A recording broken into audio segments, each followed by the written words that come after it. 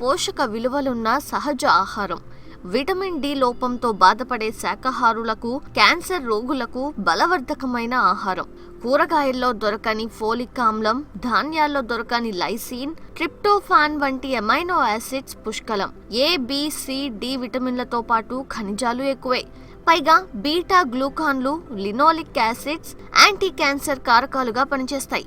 అందుకే మెనోపాజ్ దశలో ఉన్న స్త్రీ పురుషులిద్దరికీ పుట్టగొడుగుల కూర మంచి ఆహారం. చల్లని వాతావరణంలో పాము పుట్టల దగ్గర మొలిచే మష్రూమ్ రకం సూపర్ బటన్. అయితే ఆది నుంచి మనం తినే వాటిల్లో సూపర్ బటన్, ఆయిస్టర్ రకాలే ఎక్కువ. ప్రస్తుతం రెడ్డిపల్లి కేవికేలో నాణ్యమైన ఎండుగడ్డి సేకరణ, స్పాన్, బ్యాగింగ్, షెడ్ ఏర్పాటుపై ఔత్సాహికులకు అవగాహన కల్పిస్తున్నారు.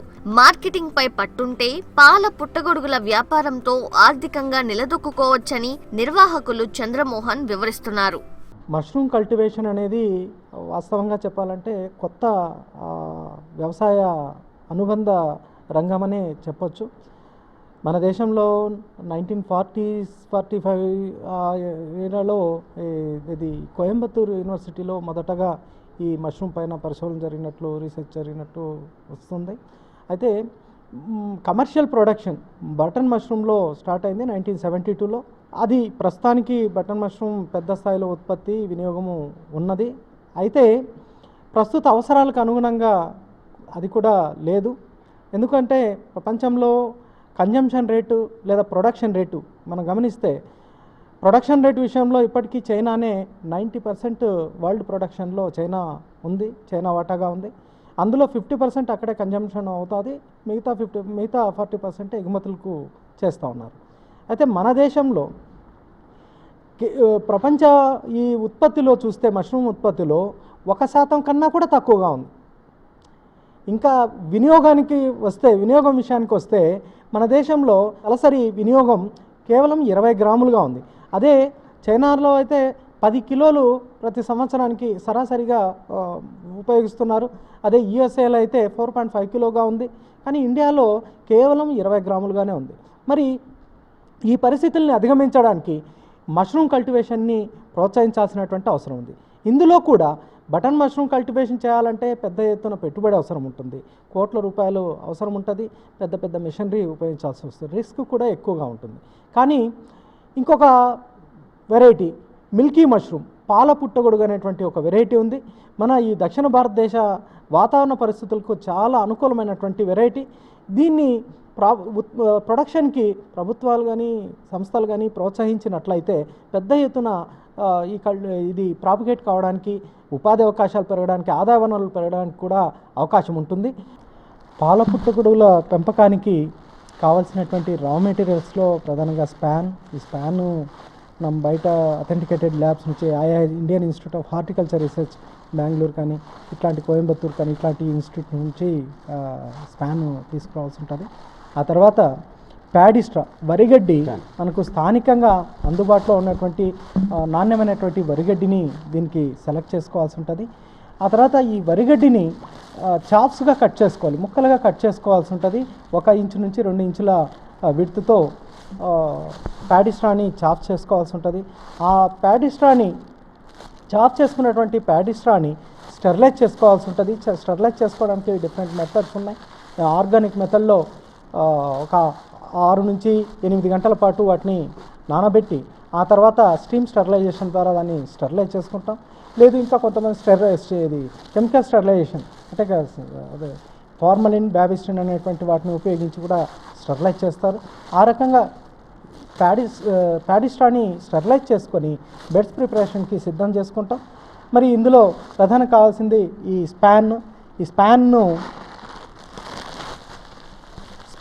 దీన్ని స్పాన్ అంటానండి. ఇది ఐఐహెచ్ఆర్ నుంచి తీసుకొచ్చినటువంటిది. ఈ స్పాన్ను అది గ్రైన్స్ లాగా అంటే జొన్న గింజల నుంచి తయారు చేసింది కాబట్టి పొడిగా మారుతుంది.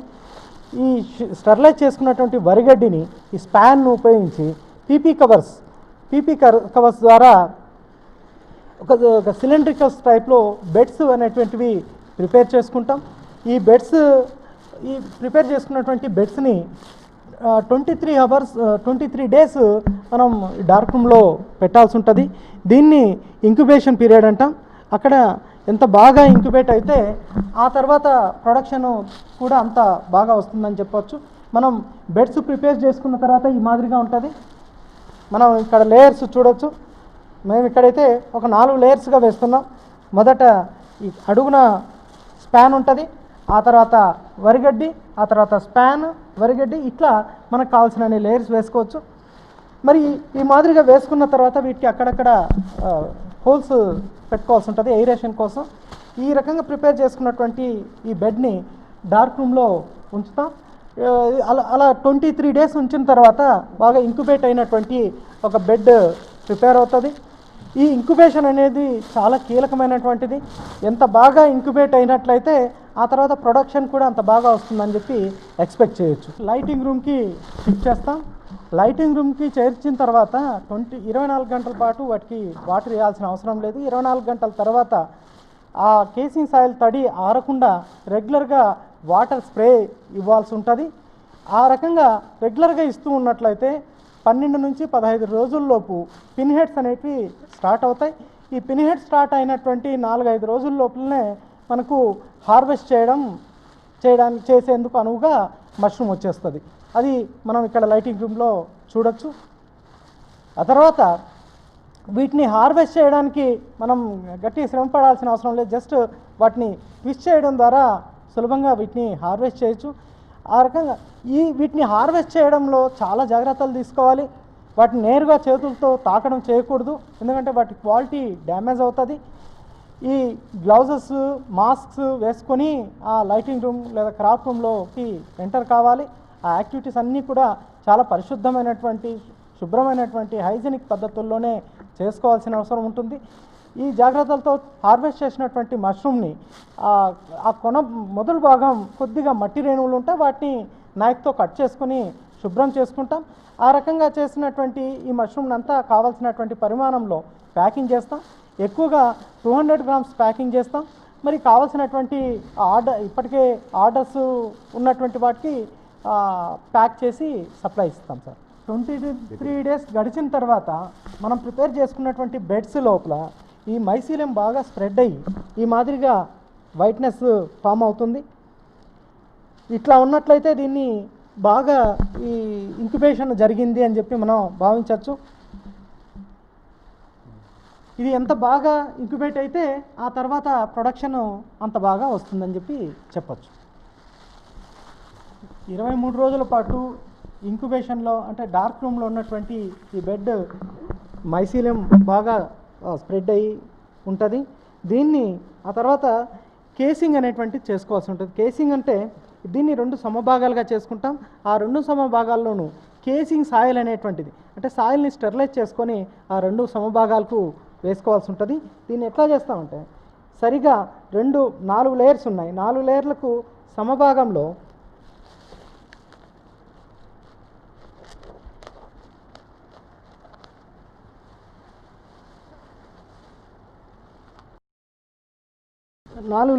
సమభాగాన ఈ కట్ చేసుకుంటాం. కట్ చేసుకొని ఈ 2 సమభాగాలను మనం ఈ ఒక సెకండ్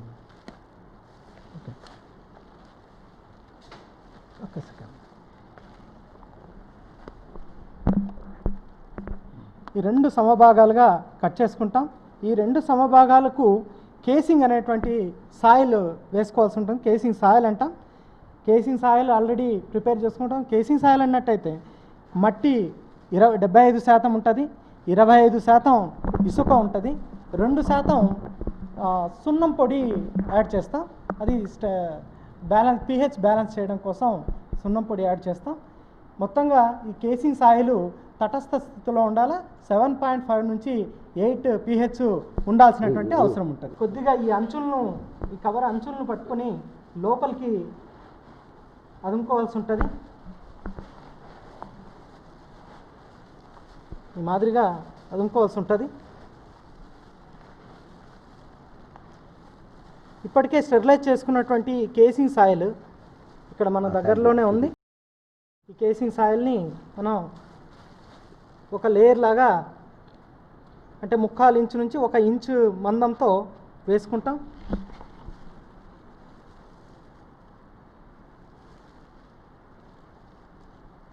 చెప్పండి. 1/4 ఇంచు నుంచి 1 ఇంచు మందంతో కేసింగ్ సాయిల్ వేసుకుంటాం. ఆ తర్వాత దీన్ని లైటింగ్ రూమ్కి షిఫ్ట్ చేస్తాం. లైటింగ్ రూమ్కు చేర్చిన తర్వాత ఇది పాల పుట్టగొడుగు అంటాం, మిల్కీ మష్రూమ్ అని చెప్పి అంటాం. ఇది మన దేశంలో దక్షిణ భారతదేశం వాతావరణ పరిస్థితులు చాలా అనుకూలంగా ఉంటాయి వీటి కల్టివేషన్కి. ఆ తర్వాత పోషకాల విషయంలో ఇప్పుడు మటన్ కానీ, చికెన్ కానీ, ఫిష్ కానీ వీటన్నిటితో పోలిస్తే ఎక్కువ పెద్ద మొత్తంలో ప్రోటీన్స్ ఇందులో లభిస్తాయి. మనం ఈ పాలు, గుడ్డు, ఆ తర్వాత చికెన్, మటన్, ఫిష్ వీటన్నిటిలో 4 నుంచి 18% ఈ ప్రోటీన్ కంటెంట్ ఉంటుంది. అయితే మష్రూమ్లో 34.3% ప్రోటీన్ కంటెంట్ ఉంటుంది. ఆ తర్వాత ఇది కూడా హైజెనిక్ ప్రోటీన్ అని చెప్పి చెప్పొచ్చు. దీన్నే బాడీ బిల్డింగ్ ప్రోటీన్ అని చెప్పి కూడా అంటారు. మరి ఈ ప్రోటీన్స్తో పాటు మినరల్స్, ఆ తర్వాత విటమిన్స్ ప్రధాన వనరులుగా ఉంటాయి. ఇవి ఇట్లాంటి పోషకాలే కాకోకుండా హెల్త్ బెనిఫిట్స్ దీంట్లో చాలా ఉన్నాయి. చాలా యూనివర్సిటీస్ రీసెర్చెస్ కూడా మనకు అందుబాటులో ఉన్నాయి. ఇటీవలనే జపాన్లోని టొహోకు యూనివర్సిటీ వాళ్ళు రీసెర్చ్ చేశారు. చాలా సుదీర్ఘకాలం, దాదాపు 15 నుంచి 20 సంవత్సరాల పాటు 36,000 మందితో రీసెర్చ్ చేశారు. అందులో తేల్చింది ఏంటంటే మహిళల్లో ప్రధానంగా వచ్చేటువంటి ప్రోస్టేట్ క్యాన్సర్, ఆ తర్వాత బ్రెస్ట్ క్యాన్సర్ ఇట్లాంటి వాటికి ఎదుర్కొనేందుకు ఈ మష్రూమ్ని ఆహారంగా తీసుకోవడం అనేది ఉపయోగపడుతుంది అనేది వారి రీసెర్చ్లో తేలినటువంటి అంశం. పాలిథీన్ సంచుల్లో పుట్టగొడుగు విత్తనాన్ని వరిగడ్డిలో నింపేటప్పుడు అంచుల వెంటే కాకుండా గడ్డి ముక్కల మధ్యలోనూ చల్లాలి.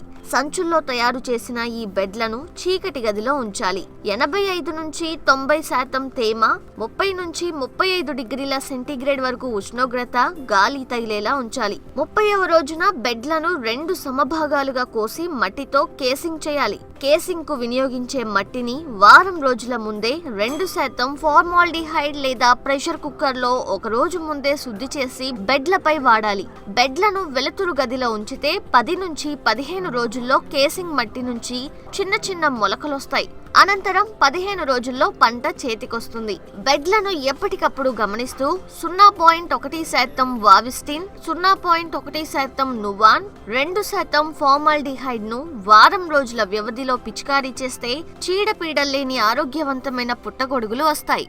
మష్రూమ్ కల్టివేషన్లో చాలామంది చెప్తున్నారు, యూట్యూబ్లో కానీ, ఛానల్స్లో, ఈ నెట్లో కానీ చూసి కొంతమంది లక్షల ఆదాయం వస్తుంది, లేదంటే సులభంగా ₹1కి 10 రూపాయలు వస్తుందని ఇట్లా చాలా చెప్తున్నారు. కానీ ప్రాక్టికల్గా చూసినట్లయితే మష్రూమ్ కల్టివేషన్ లాభదాయకమే. కానీ అంత అతిశయోక్తితో లేదు, కానీ లాభదాయకమనే చెప్పొచ్చు. ఇక్కడ ఏంటంటే 1 కిలో మష్రూమ్ స్పాన్కి IHR బెంగళూరు 70 రూపాయలు పడుతుంది. మనకి ట్రాన్స్పోర్టేషన్ ఇదంతా 100 రూపాయలు అనుకోవచ్చు.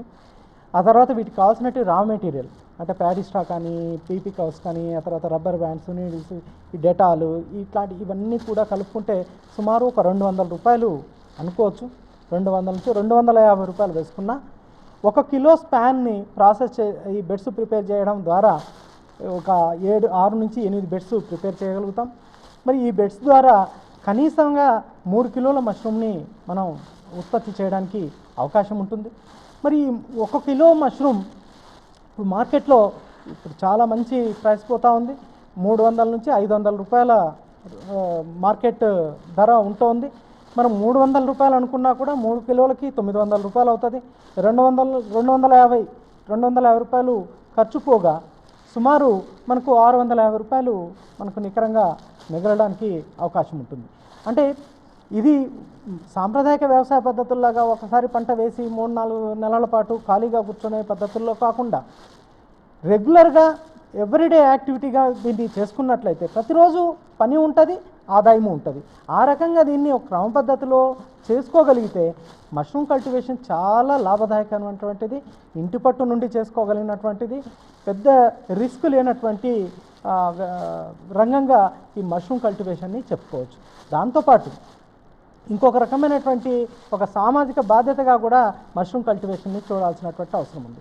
ఇప్పుడున్నటువంటి ఈ కరోనా కానీ లేదంటే ఈ ఫుడ్ క్రైసిస్ కానీ ఈ మాల్ న్యూట్రిషన్ ఉన్నటువంటి పరిస్థితుల్లో ఒక ఆరోగ్యకరమైనటువంటి ఒక హెల్తీ ఫుడ్ని ప్రమోట్ చేస్తున్నాం, సమాజానికి అందిస్తున్నాం అనేటువంటి ఒక తృప్తి కూడా కల్టివేటర్స్కు దక్కుతుంది.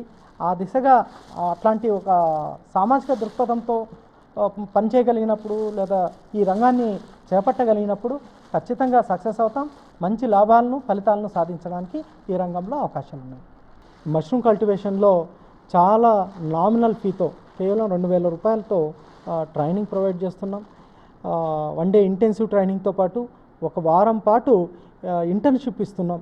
ఈచ్ అండ్ ఎవరీ స్టేజ్ కూడా వాళ్ళతో స్వయంగా చేయిస్తున్నాం. ఈ శిక్షణ తీసుకున్నటువంటి వాళ్ళు